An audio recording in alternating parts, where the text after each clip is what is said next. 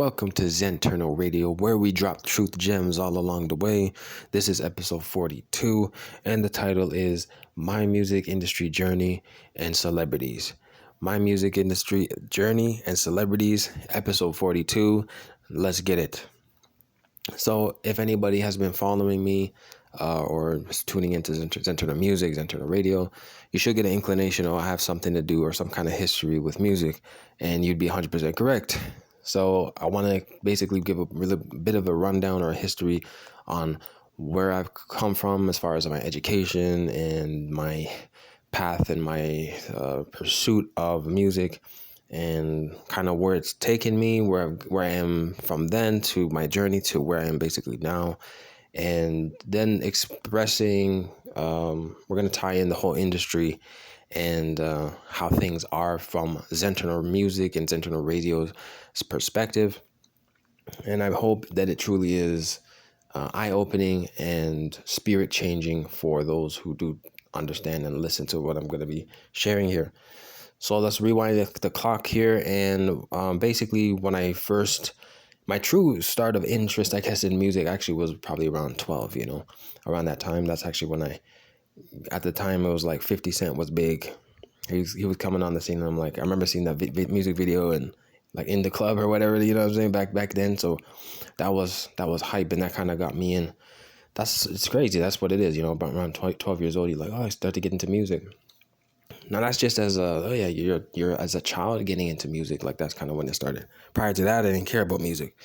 But at 12, it was like, the culture and all that stuff that kind of was happening. So then it's like teenage years, you see, and so then there's that whole hip hop, and that kind of really, hip hop definitely grabbed me versus any other genre at the time coming into the thing.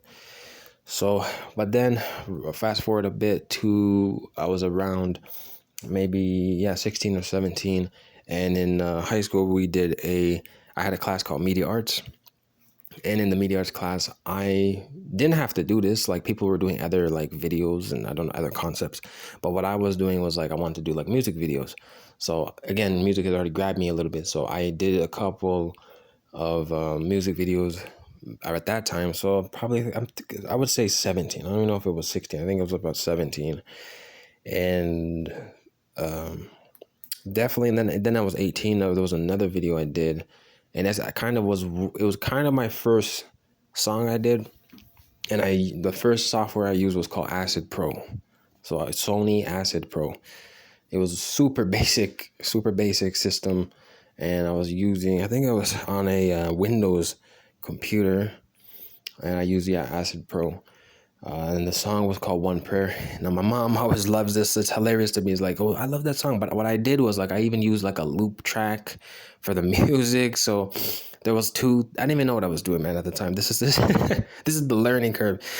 I basically had a drum track that was like, it had a loop as well. And then I had like some type of sound, whatever that was, like music. I don't know what it was, but it was a loop as well. And all I did was just loop the whole thing. And then basically I wrote lyrics to this. And then I had my friend, his name is Mars. He goes by Mars. I'm not going to put his real name out there, but he goes by Mars. And he was on it back then too. So when we were like 18, that was one of the projects we did for that media arts class. So that's kind of like from 12, and then all of them years, you just like really hype up into that culture or whatever. So by the time he's like, late teens and you're in high school, you're like, oh, I was already feeling that vibe.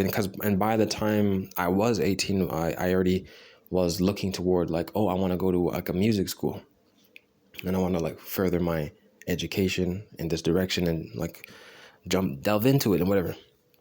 So at 18, I ended up finding a place in a school called Metalworks Institute of Sound and Music Production. And if you're in Ontario, that's basically out there in Mississauga. And so there was a couple places. There was another one called Harris Institute, and then there was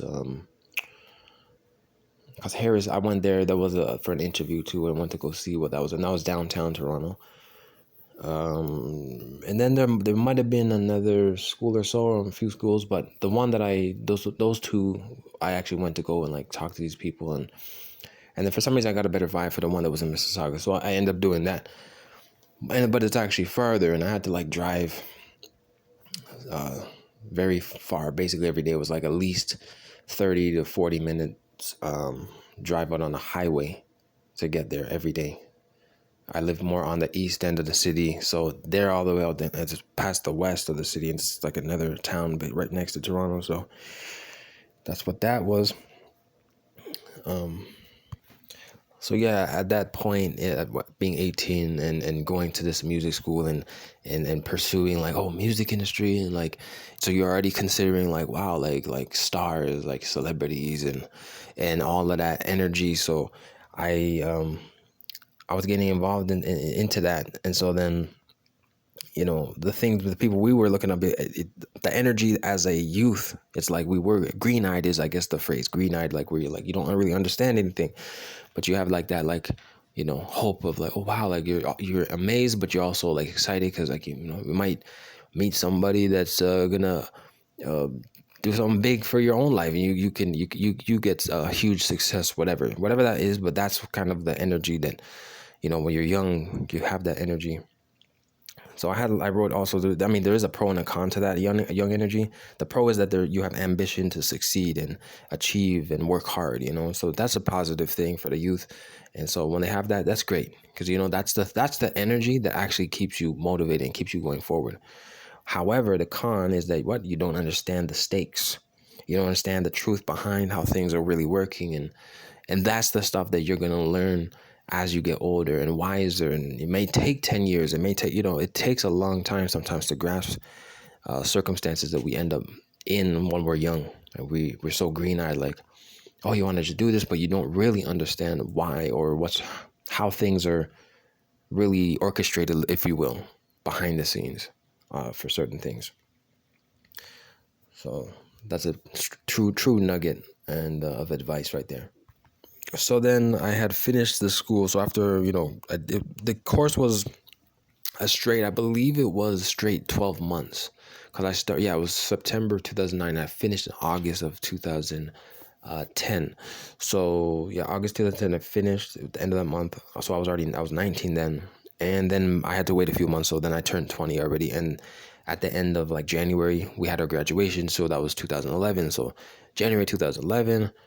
20 years old, whoa, went through this big journey, you know, I was driving all the time. I felt so independent. I'm chasing my dream of like, I want to get into this music thing, and, you know, learning from these audio engineers, these producers, these studio managers, and everything's like, wow. So you're getting hyped up about it, and we really were learning about all the celebrities and all the stars that people look up to, and all the stuff. So all that energy is happening. So from that point, then you kind of feel like, well, damn, I just did this. So like, I'm a master at what I just did. I went through the school and stuff. Now that's the green-eyed energy, because it's like, you're not a master. You're only just 20. You finished the course, but it doesn't mean you're a master. But again, that was the energy that I kind of had. So then after that, you know, I did apply to a few studios around the GTA. So it's called Greater Toronto Area, Toronto. And I had face-to-face interviews, met studio managers, Phase 1 out there in Scarborough, Orange Studios downtown Toronto, different stuff like that.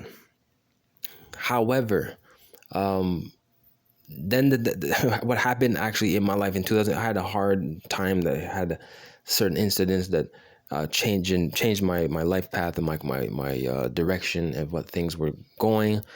And I'm kind of grateful, because basically I stopped the whole pursuit of, you know, going to studios, trying to get like involved so deeply into this thing. And why am I grateful? Because it allowed me and it gave me time for myself to grow. It gave me time to work on my craft, my artistry, my production skills. And then it gave me time to also study again that con, which was the con of the green-eyed energy, which is learning about how things really work, learning the behind the scenes, the things that are really not talked about, but really do happen, but they're just more hush on the hush end, right? And I'm grateful, because as a kodashim, somebody who is spiritual, somebody who has always been spiritual, I didn't just convert one day and I'm like, I'm spiritual now, but I was this. No, I've always been spiritual from day one, from inception, from incarnation, from the get-go. So I'm grateful, because the Most High has always covered me in not allowing me to get into this industry, because this thing was much dirtier, darker, and nasty. If I did get involved in some of these instances, whether it be because everybody wants to go to America when it comes, especially this industry, and especially if you're English speaking, you're the big leagues is like go to United States because it's New York, right? You know what I mean? Los Angeles, whatever, Hollywood, right? And you know, not even, I would say that's also again for acting too. Of course, it's the whole entertainment sector. So the big places is New York and Los Angeles, right? But I truly am grateful that I didn't, because there's a lot of wicked things that happened in the industry. And so I kind of want to break down a few things about why I'm so grateful I didn't break through when I was young. Because who knows? Nobody would know. Like if you broke through when you're young, we probably would have been like the rest of these clowns on the TV and on the records that you hear on your radio, not knowing who we are. One other nugget is that, yes, staying independent is vital. It's very important. And it's actually the best thing that anybody can do. And I don't care what industry or field that you end up working in or whatever you end up doing, whether you're banking or you're analytical, you're creative, whatever you end up doing, stay independent, because once you sign a contract, that's when you get the life squeezed out of you and you really start to live to a degree career-wise kind of like a slave. And people who have been through this understand that that's what that is, because you're no longer a free person in your field. You're subject to either your contract, either your superiors, your organization, the government, whatever it is. You're going to be subject to something, and that's where it's like there's no freedom in that. So try to hold on to your independence as much as possible. It's about freedom too. So when we have contracts, this is how we get, specifically we're talking about music, this is where we get celebrities. So I want to say spiritually, like, celebrities they really make me laugh, because truly, do you understand that the sun, the moon, the stars, trees, water, right? The mountains, do you know that all of these things, the beaches, whatever, all in the ocean, all of these things are more famous than the most famous celebrity? How's that so? Because there's always going to be somebody, because man is man, it's just a man. And so there's always going to be someone who doesn't know of somebody else, whether they're just being born. They're not going to know a celebrity. They're not going to know who's this. So the vanity of celebrity, even that, because I want to say this, that most celebrities, they have such an ego where they're almost like afraid to not be known. They have to be seen. They have to be known. They have to be heard. And it's stupid. Because truly, spiritually, if you're known, you don't have to be known. And what does that mean? Mean that the Most High knows you. As long as the Heavenly Father knows you, the universe knows you, right?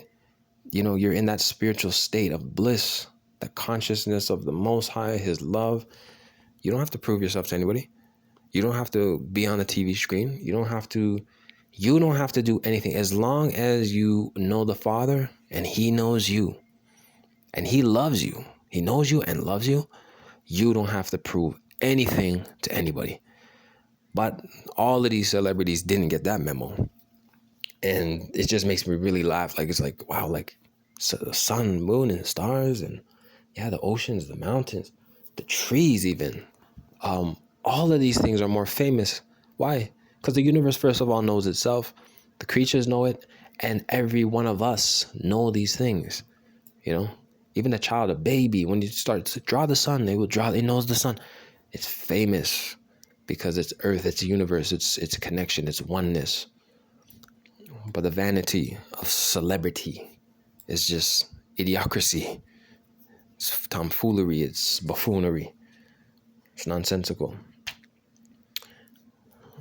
And it's also quite disrespectful spiritually, because who is thee to act as if you are better than anyone when the Most High called all, and He is the greatest of all.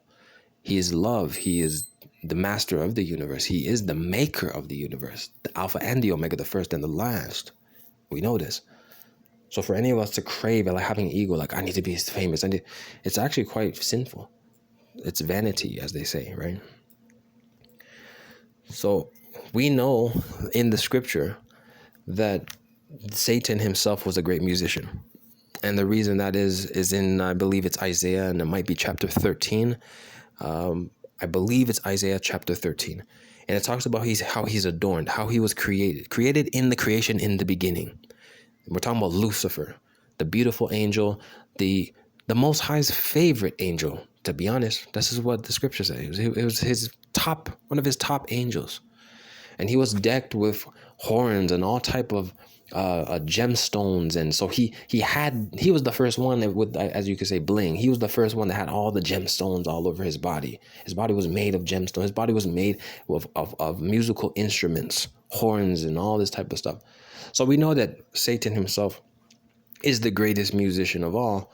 Therefore, he controls this thing called the music industry. So here we are, fast forward through time, come to this modern age where there's a thing called the music industry. And who do you think is going to control it? Well, it's not going to be some CEO in a tuxedo, somebody who's a organization or a corporate or corporal owner. It's going to be Satan, the devil himself, who's controlling this. And the reason I can say that is because when you look at how all these celebrities get down, and it's musicians especially, they all do the same thing. They all have the same. They cover their one eye. They always have all these symbolisms that they do. It's all Freemasonry. It's all satanic. So they cover their eye and show the one eye to represent the all-seeing eye on the back of the United States dollar bill. They put the finger over their lips. Don't tell the secrets. They put their hand in their lapel, their jacket, the one hand in. That's a Freemason sign. Napoleon Bonaparte from 1700 in France did that. Freemasonry. They lift up one pant leg. Freemasonry. When they shake your hand, they grab the first knuckle on your hand, your index knuckle. Freemasonry, handshake. All of these signs. The so-called one, people say the OK symbol. The OK sign, when you put, it's like a circle with your thumb and your index, and then the other three fingers are hanging off. They said that meant OK, but that's a lie. It's actually 666. That's another one. So they've had all these type of symbols, and they all do all these type of things. And celebrities, you don't have to go far. You just look any of them up. Say Lady Gaga, all-seeing eye. You'll see it on Google. Put Beyonce, all-seeing eye. It doesn't matter who it is. Justin Bieber, it doesn't matter who it is. Drake, it doesn't matter who it is. Drake had 666 in his head too with a haircut. I mean, these people are clowns, man. They're soul sellers. They're devils. They're worthless. These people have no soul. They perform rituals to keep the fame, 100%. Perfect example now, Will Smith, that was a ritual. He slapped Chris Rock. He's a musician too, but he's an actor, but it's all the same though. At the end of the day, it's all the same. So they got to do these rituals. They got to do these crazy things, these stunts, these things that make the publicity go, oh my God, did this just happen? And here's the newsreels. It was a ritual. It was a ritual so he could keep his situation, even if he was being humiliated, because sometimes that happens too. They'll humiliate them because they need to humiliate them. So they're forced to do these things. That's the whole point. And I was going to say here, in order to be a celebrity, you have to be a weak person. And why is that? Weak person in character, because you have to sell yourself for fame. They want to be known, and they gotta be shown attention so badly. It's almost as if their parents didn't show them attention when they were babies, right? And that's what I see. And one of the biggest things that really ticked me off was that when it came to the sickness, and I think, quote unquote, everybody knows what I'm saying, the sickness a few years ago, 4 years ago, how many celebrities truly stood up and told people to, and a little bit of fight the system, a little bit of freedom, a little bit of like, okay, if you guys want to do that, well, we're over here, and we're not doing that, because the government was saying this, whatever. And how many celebrities did that? How many celebrities stood up? What was your favorite? Who's your favorite actor or even musician, right? Who was against what the government was saying? You know the answer is? The answer was zero. Zero. And there was even, I don't know if people know this, but rapper Juvenile, he obviously made a video. He made a video telling people to go take the jabby, right? Like, that's some cool shit. That's some waste man shit. So when we see what's happening in the world, right? You got to really check what's happening and ask questions. We are here to learn who we are. We are here to remember who we are. We are here to be spiritual. We are here to connect to the universe. And again, you are already known by the Heavenly Father, especially if you follow him. You're doing his commandments. He's watching you. The only time he lets you out of his sight, is, first of all, the Most High sees everything. Nobody's out of the Most High's sight. But if you choose to follow the devil, what he does is he just takes his protection away from you. So there's a lot of people out here who lives with the devil. And that's why horrible things happen. They end up dying because they always end up in death. So they always end up dying before their time. Why? Because Satan is a liar. That's why. Okay. But if you're with the Most High, you're not going to die before your time. And it's not going to die anyways, because you're going to transition. You're going to transition out of this physical into the other side. The Most High will give you messages and visions and show you things, and they come to pass. And knowing that these things will take place, and that when you go to the other side, you'll see. Right? So this is where we're at. I kind of just wanted to do a quick podcast in a sense. It's a bit of my history. I want people to understand, everybody has an expertise in something. Everybody has a history of something. And so I love music and I want to get involved in it. And I still love it. But I'm glad I've been through that journey of even self-discovery, and I didn't just get drafted in like when I'm like a Justin Bieber, if you're like whatever the age he was, 15 or something, like really young, right? If you're just pulled in, you get totally used and abused. Now look at that boy. All tattoos, and the tattoos means it's the truth. I have to agree with some people when they say it's like, why they get the tattoos is so that they can feel strong again, because they get abused, man. They get raped or whatever. They get abused, man. And so they got to feel like I'm hard. I'm still tough. So they get all them tattoos. They all do the same thing. Drake is a clown, man. I have to say that, man. I don't like that dude at all. I come from the same area in a sense, up here, up top. But I don't like that dude, period. He's a clown, I was looking at my city, like when all that shit was happening, the sickness. Where was this dude? Where's this dude, Dake? I call him Dake. Where was Dake at when all of that shit was happening? Nowhere. And that's exactly what you're going to find when all hell breaks loose and chaos is happening. You think your celebrity is going to be there for you? Now, actually, when I say that, what comes to me is shout out to Ringo Starr. I have to say that. Shout out to Ringo Starr. I never thought I would say this, but this is dope. Ringo Starr actually had a charity connection to global charities. And it was because of Ringo Starr, I got some help during that crazy sickness time, right? With some funding, because there was funding for musicians and artists and everything like that. Shout out to Ringo Starr. So he's a real one. I mean, it doesn't mean 100% all of them are crazy, but the damn near majority of celebrities are crazy. Damn near most of them. So if you call yourself called by the Most High, if you're a righteous person, stay close to the Father, follow the path.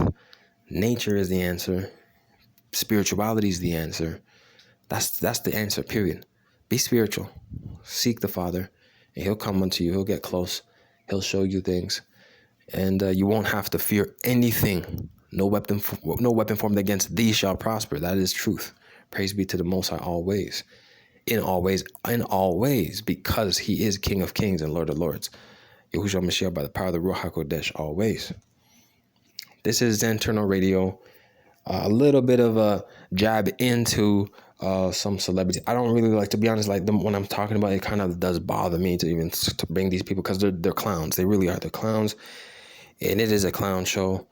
And there's a lot of fools and lames out here. Just don't be one of them. Don't be a lame. Don't get involved in this ish. It's nonsense, and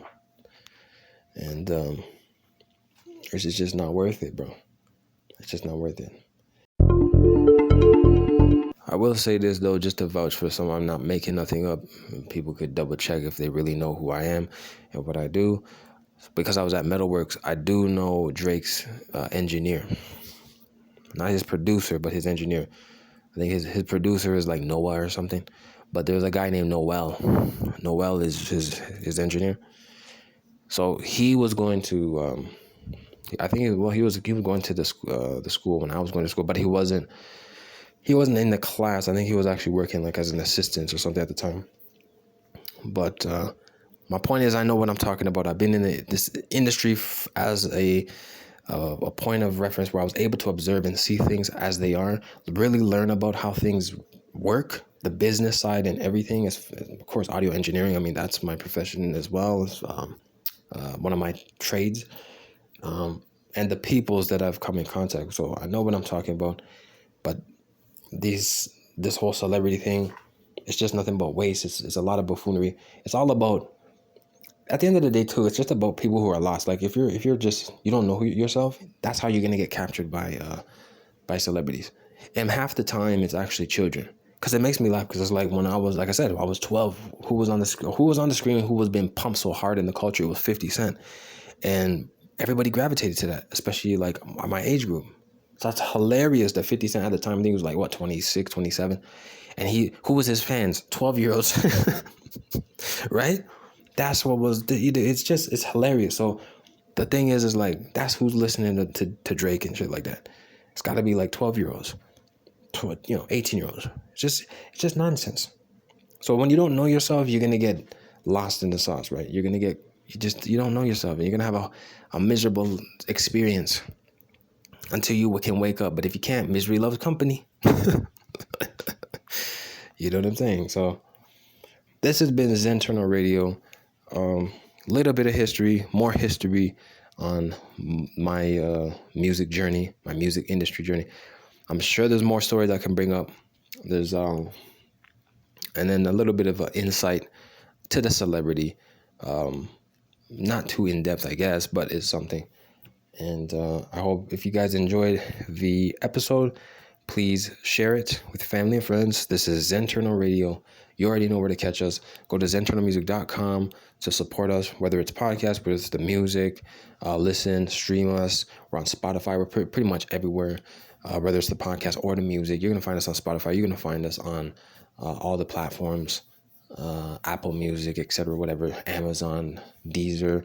You know, we're out there. And if you're on YouTube and you want a lot of other content, please subscribe to Zenterno Music on YouTube. Because YouTube, honestly, we have a whole bunch of stuff. We got video game content. That's fun for the children. Or if you just like video games. We got nature videos. We got audiobooks. Apocalypse of Abraham is the biggest production we've done to date. And it's just under 100,000 views. It's doing really well some years ago. And Apocalypse of Thomas, Gospel of Judas, really that spiritual deepness. That's what we offer as Zenterno Music. Teaching videos and just sometimes little perspective videos and stuff like that. And you already know, so it's a grind. Zenterno Music is where it's at. So drop us a line, come through, comment, subscribe, and salute. This is episode 42, my music industry journey and celebrities. And we will catch you guys on another episode very shortly, sometime soon. Peace, love, shalom to the family worldwide. Zenterno Radio, shalom, shalom. Bless up. Peace.